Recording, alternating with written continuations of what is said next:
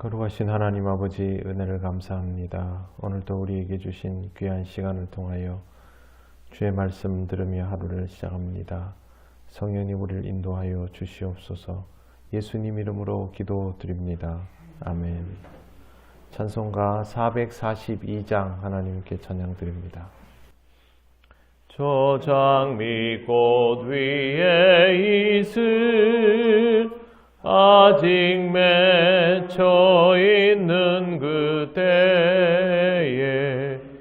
귀에 은은히 소리 들리니 춤성 분명하다.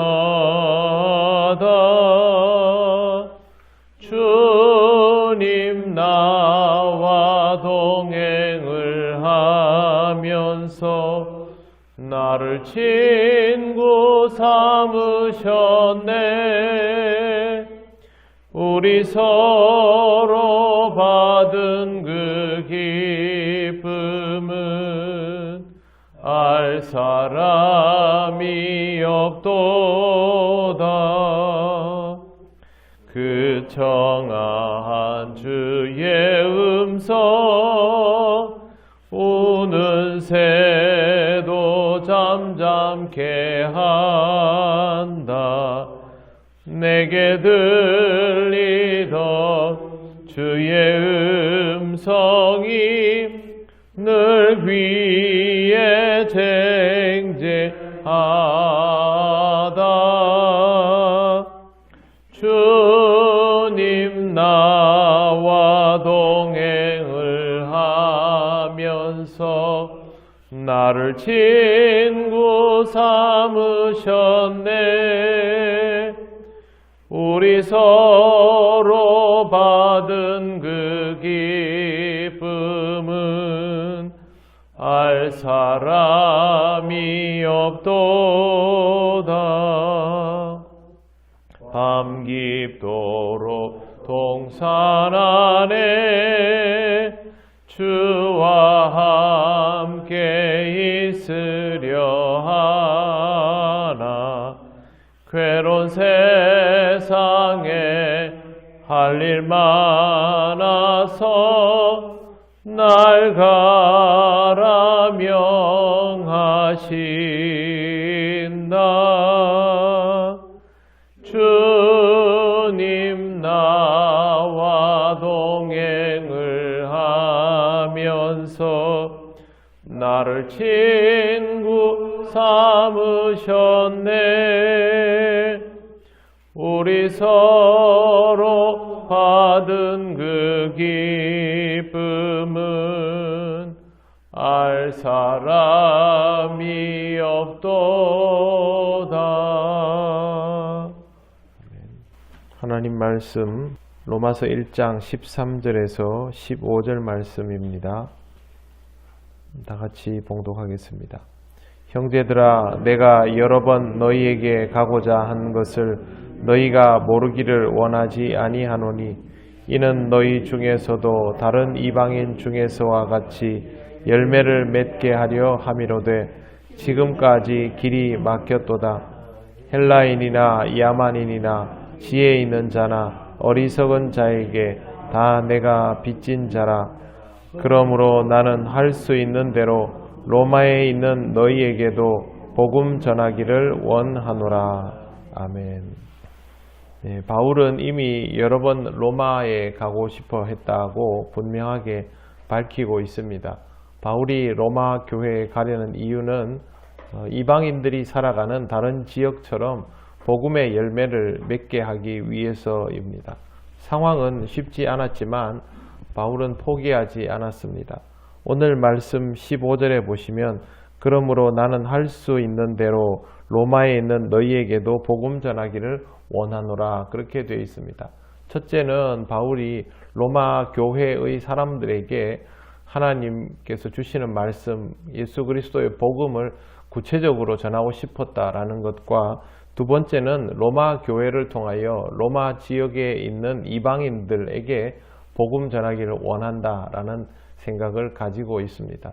이 당시에 교회들은 아직 이방인들을 주축으로 한 그런 교회라기보다는 이 지역에 있는 디아스포라, 즉 흩어져 있는 유대인들이 주력이 된 상태이죠.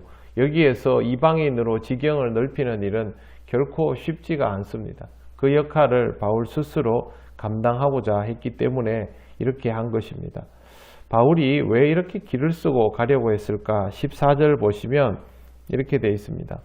헬라인이나 야만인이나 지혜 있는 자나 어리석은 자에게 다 내가 빚진 자라. 이 성경 구절을 보면 바울이 지칭하고 있는 대상은 헬라인, 야만인이라고 되어 있습니다. 헬라인은 문명자라고 할 수 있겠죠. 이 시대의 지혜와 지식을 가지고 있는 그런 사람들을 헬라인이라고 부르고, 그 외에 로마의 지경을 벗어나 있는 문명 생활이 제대로 안 되는 그런 주변 사람들을 보통 야만인이라고 불렀습니다. 그 사람들을 이르는 말입니다. 이 당시 같으면 로마 제국 사람들은 헬라인의 범주에 들어가는 것이고, 로마의 국경을 벗어나 있던 당시 게르만인 같은 사람들은 야만인의 범주에 들어갈 수 있습니다. 그러니까 문명 생활하고 있는 사람, 또 아직은 그렇지 않은 사람 모두 포함해서 라는 뜻이 됩니다. 그 다음에 지혜자와 어리석은 자도 마찬가지입니다. 누군가가 지혜와 지식을 가지고 있거나 그렇지 않은 사람이라 할지라도 라는 뜻이 됩니다. 결국 이 말은 바울이 스스로 나는 모든 사람에게 빚이 있다라고 말하는 것이 됩니다. 왜 바울이 스스로를 빚 있는 사람이라고 말을 했냐면 자기 자신이 박해자로 살았기 때문입니다. 그가 박해자로 살아가는 동안 복음 전하는 이들을 괴롭게 하였을 뿐만 아니라 사람들에게 전해지는 복음의 경로를 최대한 차단하는 방해자였기 때문에 결국 그 사람들이 복음을 받도록 하지 못하게 해서 빚진 자라고 말하는 것입니다. 바울이 스스로 빚진 자라고 의식하는 것과 그렇게 하지 못하는 것에는 생활 자체가 다른 결과를 낳게 만듭니다. 우리는 그동안 살아오면서 내가 복음에 유익한 사람이었는지 복음의 빚진 자였는지를 잘 생각해 볼 필요가 있습니다. 어떤 의미냐 하면 복음이 확장되는 데 있어서 내가 도움되는 사람이었는지 방해가 되는 사람이었는지를 생각해 보아야 한다는 것이죠. 우리의 말과 행실이 다른 사람들에게 혹은 내 가족에게 유익이 되어서 신앙생활을 잘 할 수 있도록 그렇게 도움이 되었는지, 아니면 그것이 유익이 되지 않고 잘 못하게 되었는지를 생각할 필요가 있다는 뜻입니다. 멀리 볼 것도 없이 우리 가족들이죠. 내 자식들이 신앙생활을 잘하나 못하나의 가장 직접적인 원인 제공자는 우리 자신이기 때문에 거기에서부터 생각해 보면 내 자식이 신앙생활을 잘 못하면 내가 결국 그 자식에게 빚진 자일 수밖에 없는 것이죠. 이런 식으로 접근을 하면 우리도 결국 바울과 똑같이 복음의 빚진 자인 것을 알게 됩니다. 빚을 지고 있는 사람은 이걸 갚기 전에는 부담을 떨칠 수 없는 것처럼 복음의 빚진 자도 이 부담을 떨칠 수가 없습니다. 그렇기 때문에 바울이 어떻게 하든지 복음을 전하려고 하고 복음의 길을 확장시키려고 하는 것입니다. 바울이 이렇게 생각하게 된 이유는 하나님의 은혜 때문이죠. 하나님이 아니었으면 바울 스스로 삶을 전환해서 이렇게 살아갈 수는 없습니다. 결국 바울은 하나님에게도 빚진 자이죠. 하나님에게 빚진 자라는 것을 깨닫는 사람은 자신이 복음에 대하여 빚진 자인 것도 알게 됩니다. 그렇기 때문에 이렇게 할 수밖에 없는 것이고, 15절 있는 그대로 그러므로 나는 할 수 있는 대로 로마에 있는 너희에게도 복음 전하기를 원하노라. 하나님에게 빚진 자로 살아간다면, 사람들에게도 빚진 자라는 생각을 잃지 않는다면 결국 바울처럼 신앙생활하며 복음 증거자로 살아갈 수밖에 없습니다. 하나님께서 우리에게 다 은혜를 주셨습니다. 그래서 신앙생활을 하고 있는 것이죠. 그리고 하나님께로부터 은혜 받지 못했을 때의 삶이 어떠한지도 우리는 잘 기억하고 있습니다. 하나님께 은혜 받은 자다운 삶을 살아갈 때 하나님께서 우리에게 주신 그 은혜를 기억하며 빚진 자의 심정으로 살아갈 수 있는 것이고, 또 그런 마음일 때 내가 복음에 대하여 빚진 자라는 다른 사람들을 향하여서도 내가 이 빚을 갚아야 된다는 생각을 하게 되는 것입니다. 항상 빚진 자의 심정으로 살아가는 것이 우리 자신을 긴장감 있게 만드는 비결임을 꼭 기억을 하시고, 바울처럼 여러분 주변에 있는 사람들에 대하여, 특별히 내 믿음의 형제 자매들, 또 사랑하는 가족들, 자식들을 생각하면서 내가 이들에게 빚진 자여서 복음을 더욱 열심히 전할 수밖에 없다라는 그런 마음가짐으로 살아가시기를 바랍니다. 기도드리겠습니다. 하나님 감사합니다. 하나님의 은혜로 우리가 빚진 자임을 알게 하시니 감사합니다. 우리의 신앙생활이 늘 안주하는 그러한 삶이 되지 않게 하여 주시고, 바울처럼 스스로 영적인 긴장감을 가지고 살아가게 하셔서 우리 때문에 하나님 앞으로 나아가지 못하는 심령이 생기지 않도록, 오히려 우리를 통하여 구원받는 심령이 늘어나도록 하나님 인도하시고 역사하여 주시옵소서. 항상 우리 자신을 돌아보게 하셔서 우리의 부족함으로 인하여 하나님의 은혜를 잊는 어리석음에 빠지지 않게 하여 주시옵소서. 오늘도 하나님 우리를 지키시고 인도하여 주실 줄 믿사오며 예수님 이름으로 기도드립니다. 아멘.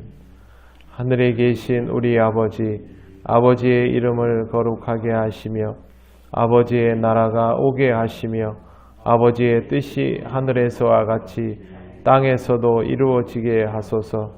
오늘 우리에게 일용할 양식을 주시고 우리가 우리에게 잘못한 사람을 용서하여 준 것 같이 우리 죄를 용서하여 주시고 우리를 시험에 빠지지 않게 하시고 악에서 구하소서. 나라와 권능과 영광이 영원히 아버지의 것입니다. 아멘.